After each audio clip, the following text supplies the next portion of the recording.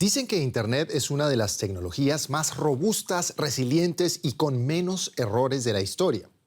Y tiene que serlo, porque si nos quedáramos hoy sin Internet, probablemente también nos quedaríamos sin luz, sin poder controlar el tráfico, sin hospitales, todo un caos.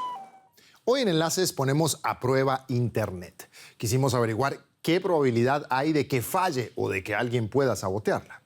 Internet, sus amenazas y los ciberataques. Ese es nuestro tema de hoy en Enlaces. Bienvenidos.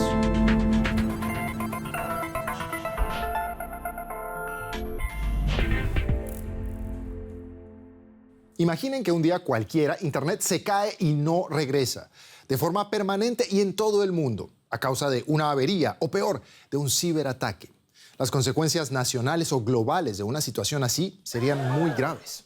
Gobiernos, bancos, hospitales o supermercados. Hoy casi todo depende de la red. Y ya hay alrededor de 5.000 millones de personas en el mundo que usan activamente Internet. Usamos Internet prácticamente para todo. Se ha ido colando en nuestras vidas con una velocidad y eficacia cada vez mayor. Pero esta dependencia de la red implica riesgos. En su libro Error 404, la periodista científica española Esther Paniagua describe este fenómeno. Todo está conectado a Internet. Comercios, hospitales, toda la administración pública y servicios gubernamentales, empresas y medios de comunicación. Todo está conectado. Cuanto más dure una caída de la red, mayor será el impacto, y no estamos preparados para eso. Cuando se desarrolló la World Wide Web a finales de los 80, su objetivo principal era convertirse en una plataforma de intercambio para las universidades. Entonces todavía no existían las tiendas en línea o el streaming, pero Internet fue copando más y más ámbitos de la vida. Internet no se creó para gestionar todas las empresas, todo el comercio, todas las infraestructuras críticas y los servicios gubernamentales. No se diseñó para todo eso, pero todo se lleva a cabo en la red. ¿Y está en peligro? Esther Paniagua está segura de que es cuestión de tiempo que Internet colapse.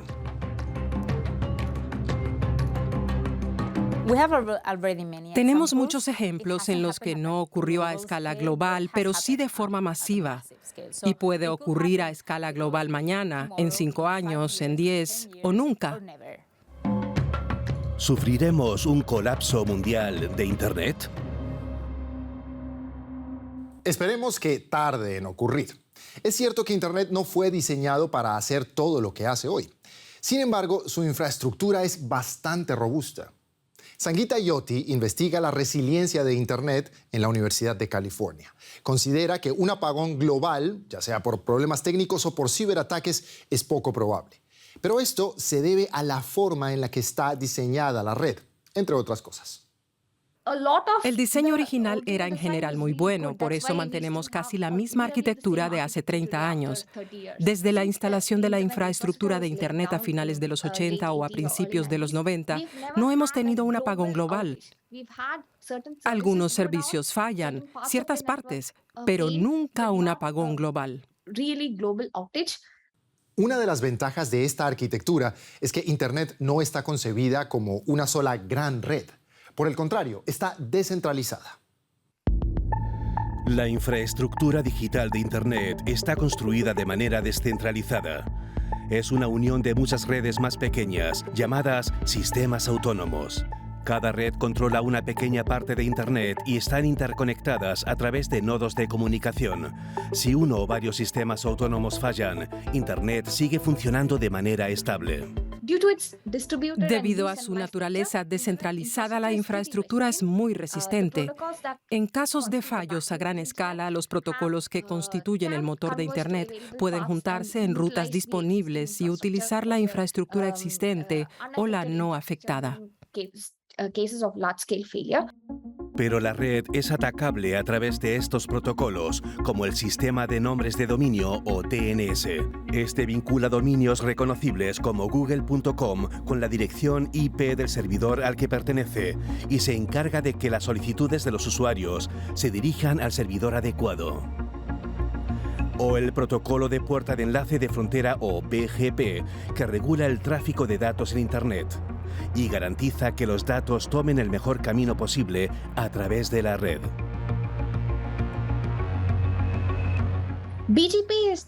El BGP es el protocolo que nos da las rutas en Internet, por lo que es posible que agentes malignos lo alteren para que nos redirija a un camino falso.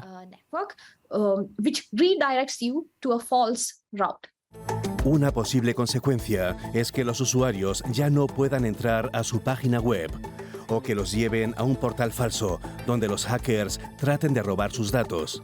Pero como los protocolos están organizados de manera descentralizada, es improbable que un ataque de BGP se traduzca en una desconexión completa de Internet. Por cierto, Facebook tuvo un gran problema con su Border Gate Protocol en octubre de 2021. Los servicios de la empresa estuvieron caídos durante 6 horas. Y todo porque las solicitudes no llegaron al lugar correcto, es decir, a los servidores adecuados. Y ese fue un error técnico, ojo, no un ciberataque. Sin embargo, deja claro que Internet está relativamente bien protegida contra los fallos porque su estructura está descentralizada. Pero muchos servicios que utilizamos no lo están y eso puede ser complicado. Las grandes empresas tecnológicas juegan también un papel importante en segundo plano cuando estamos en línea. Si no es posible acceder a Facebook, tampoco podremos entrar con nuestra cuenta en otros sitios. Cuando en 2020 numerosos servicios de Google quedaron inactivos durante 45 minutos, dispositivos conectados como lámparas o detectores de humo dejaron de funcionar. Con cada vez más dispositivos en red en la Internet de las cosas, este problema será aún mayor. Alexa, lock the front door. Pero, a ver, un momento. ¿Qué pasa con el hardware, es decir, la infraestructura física de Internet? Alrededor del 95% del tráfico internacional de datos se realiza hoy en día a través de los famosos cables submarinos, que pocos han visto, pero que están ahí, para conectar continentes e islas. Esos cables llevan Internet hasta el océano Ártico. Pero, ¿qué pasaría si alguno de estos cablecitos se daña o se destruye? Los cables submarinos son especialmente importantes para la Internet global.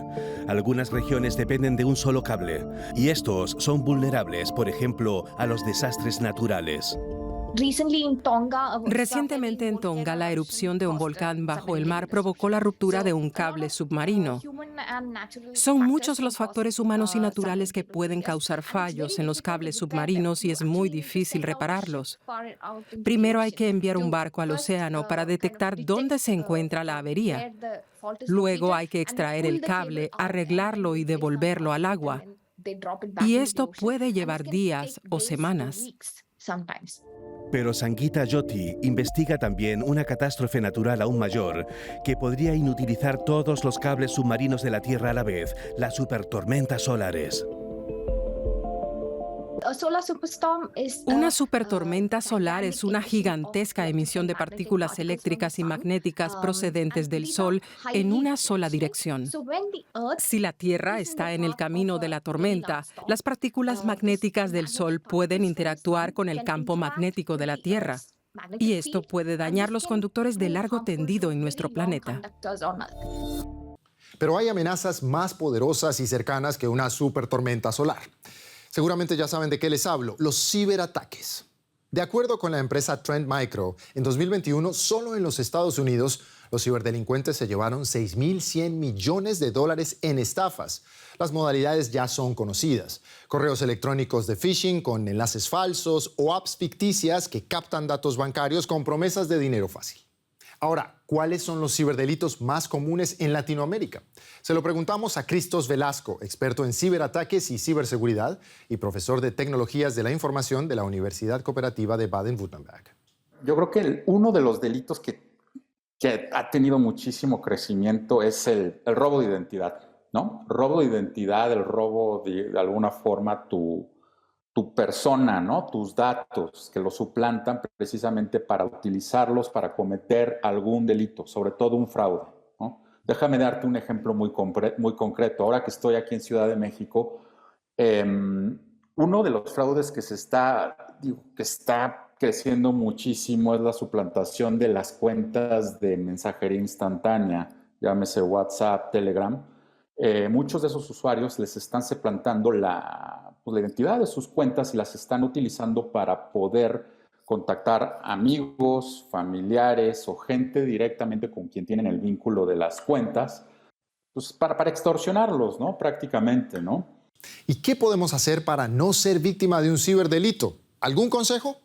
Yo creo que es sentido común, ¿no, Sebastián? En primera, digo, si te va a llamar un familiar o un amigo y te está pidiendo dinero es porque hay algo ahí medio raro. Entonces, lo más importante es checar con esta persona si realmente es ella la que te está solicitando el dinero. Si no, pues es que está siendo víctima de un fraude, ¿no? Y la segunda es un poco más una cuestión que es meramente de educación y concientización, que es el saber poder establecer todas las características de seguridad y privacidad de nuestros dispositivos, ¿no? Las cuestiones de educación y concientización para poder evitar ser víctimas de este tipo de delitos, yo creo que siguen siendo las mejores herramientas que tenemos en la región, ¿no? Porque todavía muchos de los sistemas jurídicos de las autoridades apenas se están formando, capacitando para poder hacer este tipo de investigaciones. Tenemos que tomar en cuenta que el defraudador no necesariamente se encuentra en el país donde la víctima ha sido defraudada, ¿no? Entonces estamos hablando de un delito transnacional, ¿no? Donde un delincuente puede estar igual situado en Rusia, en Brasil, y está atacando a ciudadanos o víctimas que están en Colombia, en México o en Argentina. Ahora hablemos del próximo nivel de ciberataques, menos comunes, pero mucho más graves. Los que se centran en controlar dispositivos o instalaciones completas. Nos lo explica Andrea Calderaro, director del Centro de Internet y Política Global de la Universidad de Cardiff, en Reino Unido. La situación cambia y es aquí donde realmente hay que empezar a preocuparse de verdad, cuando los ataques cibernéticos van dirigidos a dispositivos que generalmente nos permiten a nosotros los humanos interactuar con el mundo real. Porque si alguien se hace con el control de ese dispositivo, el delincuente no se queda en la infraestructura digital, sino que puede tener un impacto en el mundo real. Si tomamos el ejemplo de los automóviles interconectados, si alguien se hace con el control de un auto así, ¿qué terminará haciendo ese vehículo? Interferirá con el conductor o con el automóvil. Y eso, por supuesto, que podría generar un gran problema. El principio en el que se basan este tipo de ataques a grandes organizaciones es el denominado ransomware. Es el secuestro de bases de datos o de programas sin los que las empresas o instalaciones públicas completas, por ejemplo, no pueden funcionar. Encriptando la información, los delincuentes paralizan las redes informáticas. Usualmente los delincuentes piden grandes sumas de dinero para desbloquearlas, pero como veremos a continuación, las motivaciones también pueden ser otras. En todo caso, esto es un gran peligro, especialmente cuando el ransomware se da en infraestructuras críticas, como muestran algunos ejemplos de los últimos años. Agosto de 2022. Un hospital en París es víctima de un ciberataque. No se puede acceder a los archivos digitales de los pacientes ni al software del hospital. Solo se pueden atender las urgencias. En julio de 2021, un grupo de piratas informáticos manipula una actualización de software del proveedor informático estadounidense Kaseya. Esto afecta a 1.500 empresas de todo el mundo.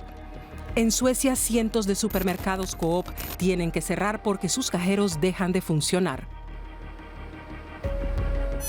Mayo de 2021, un ciberataque a la empresa Colonial Pipeline provoca escasez de gasolina en algunas zonas de Estados Unidos. Afecta a unos 50 millones de personas y a varios aeropuertos. Se solucionó con un rescate multimillonario. Mayo de 2017. El malware WannaCry descifra los datos de usuarios en computadores de 150 países y provoca múltiples averías en las infraestructuras. Entre los afectados figuran la empresa española Telefónica, los ferrocarriles alemanes y el fabricante de automóviles francés Renault. El peor escenario posible es cuando estas infraestructuras involucran riesgos adicionales, como una central nuclear, por ejemplo. ¿Se acuerdan de Stuxnet? Muchos dicen que es quizás el gusano informático más complejo creado hasta la fecha. Se hizo famoso allá en 2010 cuando fue detectado en Bielorrusia, donde reprogramó completamente el sistema de operación de una central nuclear. Fueron necesarias inversiones millonarias y el trabajo conjunto de empresas como Kaspersky, Symantec y Siemens para desactivar la amenaza. Y hace apenas un par de años se descubrió que algunos computadores operando en centrales nucleares con versiones antiguas de Windows todavía podían ser hackeados por Stuxnet. La pregunta es, ¿quién tiene la capacidad tecnológica para crear estos ciberataques tan complejos? ¿Y cómo encontrarlos? ¿Y qué tal que no sea un individuo, sino un Estado, por ejemplo? Hablamos de la atribución, a quien se le atribuye un ataque contra sistemas informáticos. Es una pregunta que tiene difícil respuesta, porque podemos identificar a la persona que está detrás del crimen cibernético, pero cuando hablamos de grandes ciberataques, como por ejemplo en el caso de Stuxnet, sobre los sistemas de control de una central nuclear es diferente. Es posible que tengamos sospechas de quién lo hizo. Es posible que demos con la geolocalización de las computadoras de las que partieron los ataques. Pero no sabremos si los propietarios de esas computadoras realmente son los que los perpetraron, porque es posible que esas computadoras estuviesen infectadas con malware controlado a distancia, que obligase a la computadora en cuestión a realizar el ataque cibernético. Así que incluso si lográramos identificar al autor del ataque, no seríamos capaces de averiguar, en última instancia, si la autoría es atribuible a un Estado, por ejemplo. Y eso evidentemente es clave. Si estoy hablando de terrorismo de Estado, es porque de ello dependerá el tipo de herramientas que utilicemos para combatirlo. En el campo diplomático, por ejemplo, sabemos que, por lo general, en cuestiones militares, la diplomacia es una de las herramientas más utilizadas en la búsqueda de soluciones con otros actores estatales, con el objetivo de poner fin a una guerra y lograr la paz. Pero si no sabemos con certeza quién se encuentra detrás de los ataques, el margen de maniobra diplomática será menor. En el caso de Stuxnet, hoy sabemos que fue una invención de Estados Unidos e Israel destinada a afectar centrales nucleares en Irán. Sin embargo, ninguno de los dos gobiernos involucrados ha aceptado públicamente tener que ver nada con el asunto. Es claro que hoy el mayor riesgo para la Internet y los servicios que en ella se ofrecen son los ciberataques. Fíjense en el desarrollo de la guerra de Ucrania. Desde el principio se utilizaron armas digitales. Inicialmente los hackers rusos habrían saboteado sitios web del gobierno ucraniano. También se habrían producido ataques al suministro eléctrico del país, según las autoridades. Ucrania ha registrado una larga lista de ciberataques que afectaron su infraestructura crítica. Vean. Hasta ahora nunca había habido un ejército de hackers. Ucrania combate también digitalmente la invasión rusa. Más de 250.000 voluntarios han respondido al llamado del viceprimer ministro Mikhailo Fedorov a sumarse al llamado Ejército de las Nuevas Tecnologías de la Información. Entre los miembros también hay hackers activistas. Los ataques que llevan a cabo pueden ser molestos y a veces humillantes, como por ejemplo desactivar las páginas web del gobierno, pero no son una declaración de guerra digital. Yo diría que más bien son una humillación. La guerra de Ucrania es sobre todo una guerra armamentística. Se bombardean ciudades, se destruyen viviendas, la gente se ve forzada a huir. Pero paralelamente a esta guerra más visible, se producen también ataques cibernéticos por ambas partes. Un ataque cibernético puede afectar el acceso al agua, a los alimentos, a la energía, a la atención sanitaria, y eso es a lo que nos estamos enfrentando ahora. Pero antes de que los tanques rusos entraran en el país, los hackers ya estaban atacando Ucrania. Bloquearon webs del gobierno y de bancos e infectaron computadoras para destruir datos. En 2014 hubo un gran ciberataque durante las elecciones presidenciales. En 2015 y 2016, los hackers paralizaron parte de la red eléctrica en pleno invierno, y en 2017 un programa de sabotaje borró discos duros y servidores. Lo que vimos en 2017 con el ataque NotPetya fue un ataque a gran escala. Impactó en varias industrias de todo el mundo, incluyendo la naviera multinacional Maersk. Afectó a muchas industrias y provocó daños por un monto total aproximado de $10.000 millones. Tuvo un impacto a gran escala en todo el mundo. Y los presuntos ciberataques rusos continúan hoy, desde robo de datos a ataques digitales a centrales eléctricas y otras infraestructuras. Las comunicaciones militares también se han convertido en objetivo. Hoy en día, cualquier tanque o aeronave es una computadora y está conectada a la red. Tan solo estas maquinarias albergan ya gran cantidad de cibertecnología. Aunque las bombas provocan mayor devastación que los virus informáticos, en Ucrania se libran dos guerras, la real y la digital, en paralelo. Según provisiones de la empresa estadounidense Cybersecurity Ventures, los daños causados por los ciberataques rondarán los $7.000 millones en 2022. Esto es más que el Producto Interno Bruto de la mayoría de los países. Además de los daños económicos, los ciberataques también pueden poner en peligro la vida de muchas personas. Claro, porque muchas áreas de la infraestructura crítica no están suficientemente protegidas. La pregunta es, ¿por qué? ¿Y qué estamos esperando para hacer algo al respecto? Según los expertos, la razón principal de que haya puntos débiles es que los sistemas de seguridad que emplean las empresas están anticuados. Eso las hace vulnerables.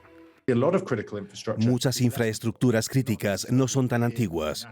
Pueden ser proveedores locales o regionales, que suelen ser los más vulnerables porque no pueden invertir tanto en seguridad. A menudo todavía tienen algunas fallas de seguridad básicas. Por ejemplo, que no hayan actualizado completamente sus sistemas o tengan algunas configuraciones mal. Estas formas son las más conocidas para explotar sistemas. Y eso significa que aumenta la probabilidad de que te ataquen diferentes grupos de hackers o amenazas.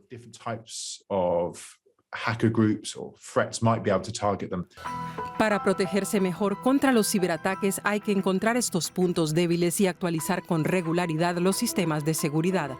También es importante detectar los hackeos y los malware y reaccionar rápidamente. Los llamados hackers éticos pueden ayudar a encontrar los puntos débiles.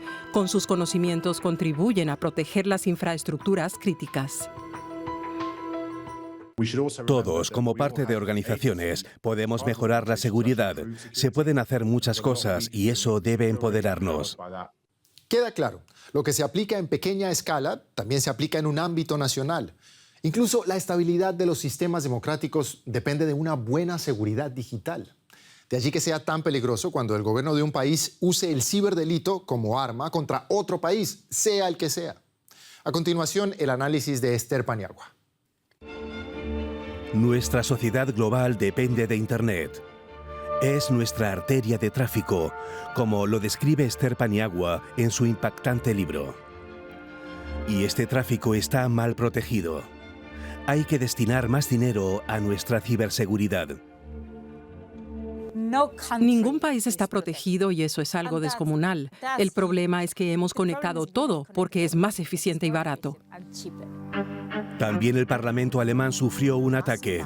Para Paniagua debería crearse una suerte de OTAN de Internet. Se influyó en las elecciones y la infraestructura de Estados Unidos fue hackeada. Russische Hacker von Russland aus agieren. Mit Verbindungen zum russischen Geheimdienst. Occidente tiene que plantar cara. Necesitamos una alianza de democracias. Todas las democracias deberían ir bajo un mismo paraguas, lideradas por Estados Unidos y la Unión Europea. Debemos oponernos a autocracias como China y Rusia. Su modelo de Internet no es el nuestro. No queremos censura, queremos libertad. En este último macro nivel, resulta inevitable pensar en organismos supranacionales para tratar de garantizar la seguridad. Así de primeras se me ocurren las Naciones Unidas, por ejemplo. Pero, ¿cómo se podría abordar realmente la ciberseguridad a nivel global?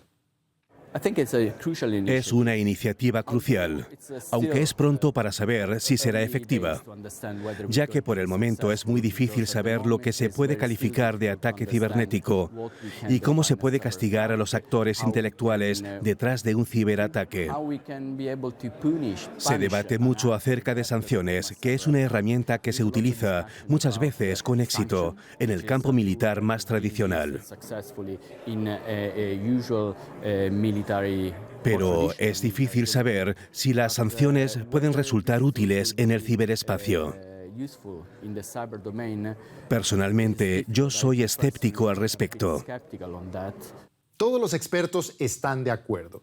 Los ciberataques a las infraestructuras sensibles para la vida pública son un peligro real, más con la actual situación política mundial. Hay que hacer más para garantizar la libertad y la seguridad en Internet. Sin embargo, tampoco nos alarmemos más de la cuenta. Es bastante improbable que se produzca un colapso mundial de Internet, ya sea por culpa de los hackers o por otras causas. Hablamos siempre de fenómenos locales. Esto es todo por hoy en Enlaces. Los invitamos a seguir la discusión en nuestro canal de YouTube. Nos vemos pronto. Auf Wiedersehen.